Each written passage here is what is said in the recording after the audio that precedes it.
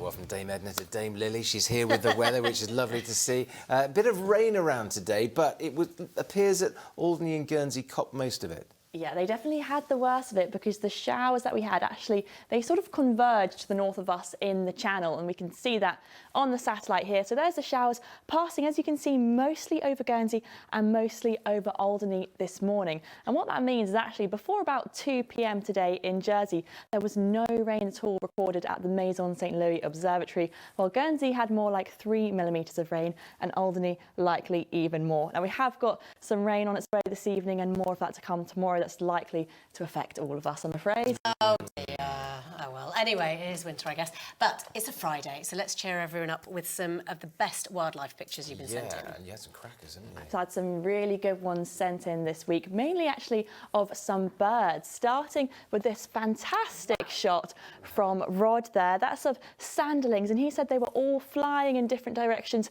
trying to escape the incoming tide. But what a fantastic action shot there. And he's not the only one who's been busy capturing our bird life. Kim has caught a few different species, starting with this one. It's called an egret, and she captured a lot of them all in the same place in Guernsey on Wednesday. This one is one of my favourites, called an oyster catcher. And actually, despite the name, apparently they're not too keen on oysters and prefer some other varieties of seafood to enjoy there, but they are very cute. Also got this lovely one of a stone chat. They're quite small little ones, sort of sparrow size. And we've got a few of these black-headed gulls to see and some Brent geese as well. So much fantastic wildlife. But let's get a check on the weather now. Here's your forecast. Well, there has been quite the change in our weather as we've headed throughout this week. We started off with some lovely sunshine and some blue skies, but more of a cloudy and a grey picture today. And we have got more of that cloudy grey weather to come tomorrow as we start our weekend. Saturday looking like the wettest of the days and fairly breezy as well. But things settling down for the second half of the weekend. On Sunday should be a dry day, with more in the way of bright sunshine, and as well the winds calming down slightly too.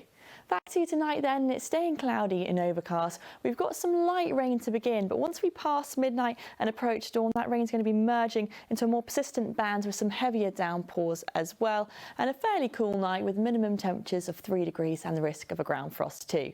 So tomorrow we have got some showers around in the morning, some quite heavier bursts there of rain, but the winds are going to be lighter, around a force 3 to force 4. Notice that rain is just thinning out in the area that it covers, so later on less heavy rain and a bit less likely to be covered by that as we go throughout the day. Temperatures similar to today, perhaps a touch milder with highs of 7 degrees, and as I said, not quite as windy either.